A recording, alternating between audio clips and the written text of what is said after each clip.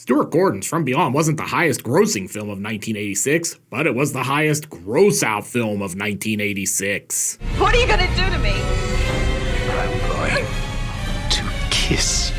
Welcome to Sick Flicks, where I take a deep dive into the cinematic sewer to help you embrace your inner gore geek. I'm Mike Bracken, aka The Horror Geek, and today we're tackling Stuart Gordon's Lovecraft homage, From Beyond. Released in 1986, From Beyond wasn't quite as successful as Gordon's previous Lovecraftian splatterfest Re-Animator, but it has gone on to become a genuine cult classic in the intervening years. With a great cast, including Jeffrey Combs, Barbara Crampton, and Ken Foree, plenty of cosmic body horror, and some gooey practical effects work, it's easy to see why. But can From Beyond summon enough splatter to earn the coveted 5 barf bag rating? Let's get to the gore and find out. Oh, and before we get started, today's video is sponsored by patrons Tony Vanelli, Bad Dog Sports, and William Flo. If you'd like to sponsor some videos and help free me from the shackles of YouTube's tyranny, you'll find a link in the pinned comment and description below. And now, let's get bloody. We fade in on me hard at work on a new episode of Sick Flicks. Oh yeah, this decapitation pun is gold.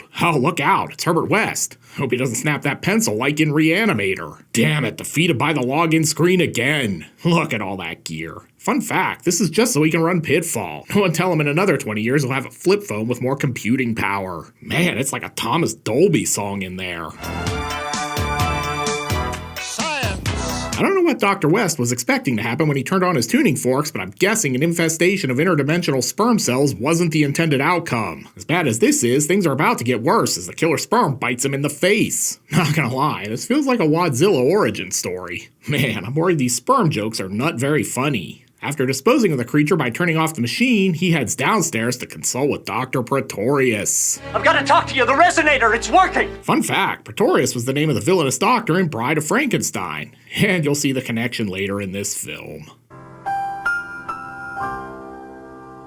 Pretorius heads upstairs to see what all the fuss is about. Ah, here's your problem. We need to turn up the bass. And based on that reaction, I'm starting to think that interdimensional sperm might have been his. Do you feel it, Crawford? Weird. And here we get the typical Lovecraftian story sin. I want to see more. More than any man has ever seen. The lust for forbidden knowledge. Something's coming. Well, yeah, I think the interdimensional sperm gave that away. Later, Edie McClurg wanders over from next door. That Pretorius is a righteous dude. Too bad for her, she's wandered right into the end of The Shining. She and Herbert flee, but they forgot the dog. Bunny!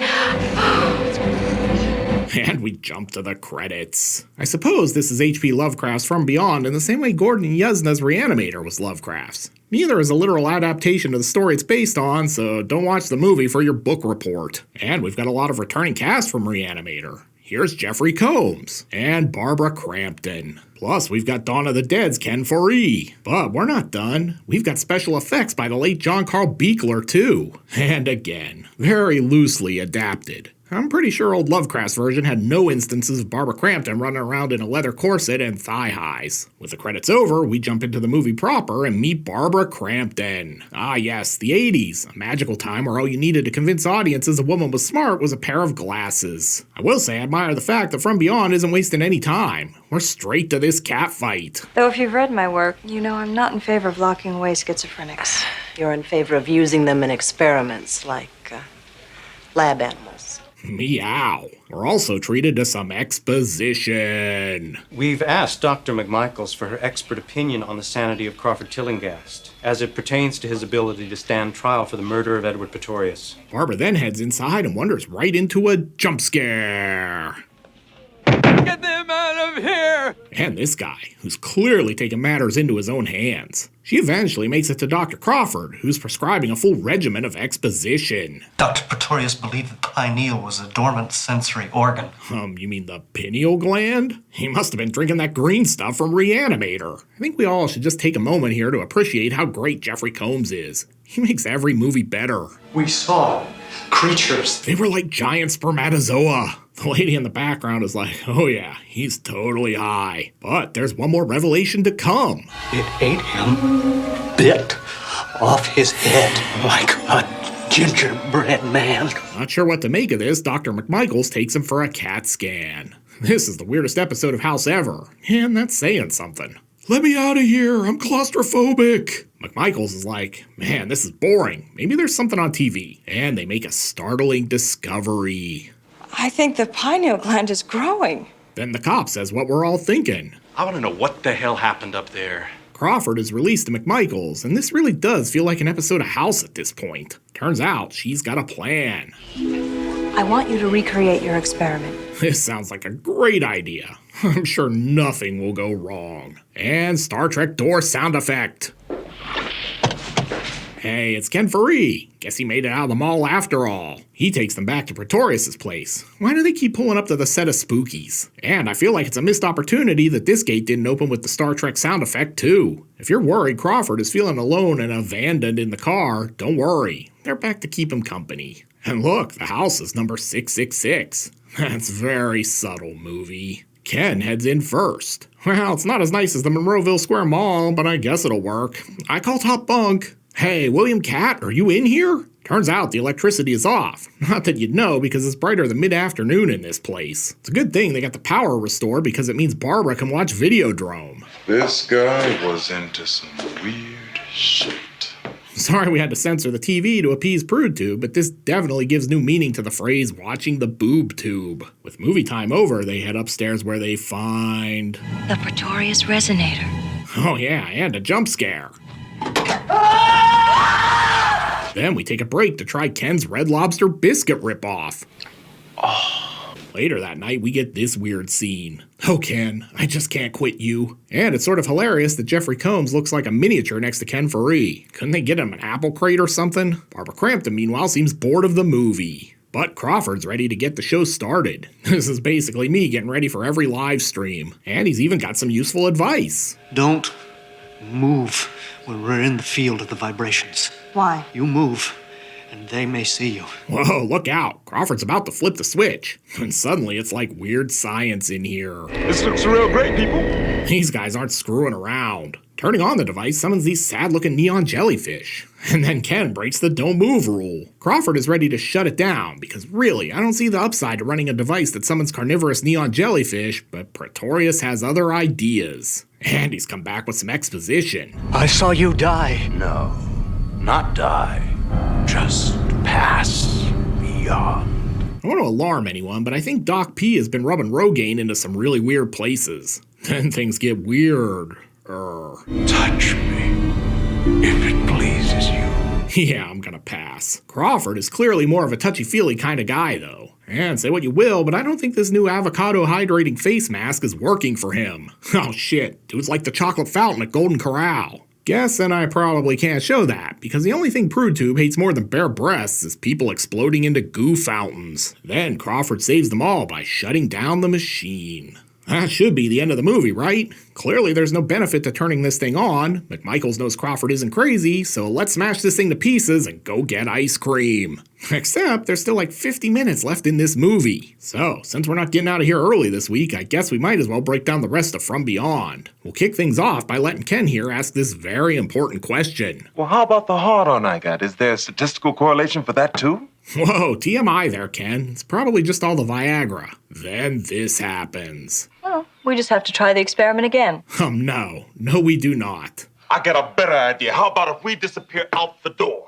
I'm with Ken. With nothing resolved, everyone decides to take a nap. I wonder if she's dreaming of killbots. Football practice! Then she heads upstairs where she's busy rubbing some blue ball. Hell yeah. No, not like that, you purrs. She's touching this orb. She's really pondering this orb.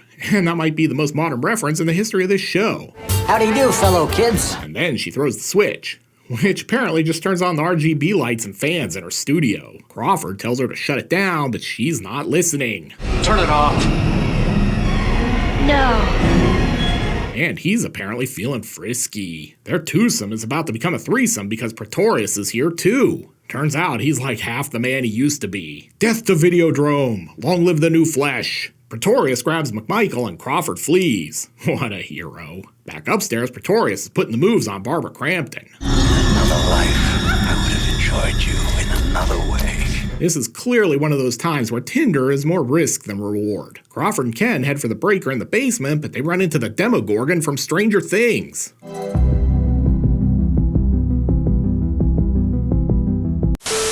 And just write your own hell yeah joke here. But before things get totally out of control, Ken pulls the plug. And surely they're going home now, right? Also, why does Jeffrey Combs now look like the kid from Powder? Turns out we still have like 35 minutes to go, so this isn't over. I was wrong to turn on the resonator with other subjects present. Ken heads out, but Babs here is going to explore her wild side. Oh, I always wanted to learn the trapeze. I don't want to alarm anyone, but I think McMichaels is getting in touch with her inner leather mama. This is what would happen if the Marquis de Sade wrote The Lion, the Witch, and the Wardrobe. Since Crawford is incapacitated, she's going to put the moves on Ken. This is the weirdest Dawn of the Dead Peter and Franny fanfic ever. And the resonator must be feeling frisky too, because it's upstairs, turning itself on.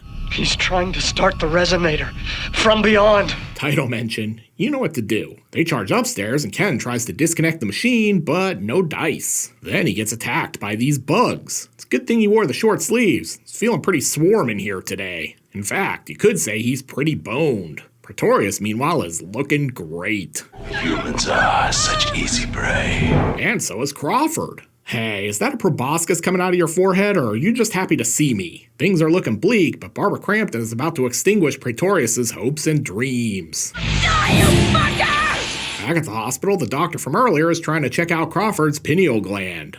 Oh, little guy has stage fright. Clearly he's a grower, not a shower. And Barbara Crampton's about to find out how the other half lives. Prepare her for electroshock therapy.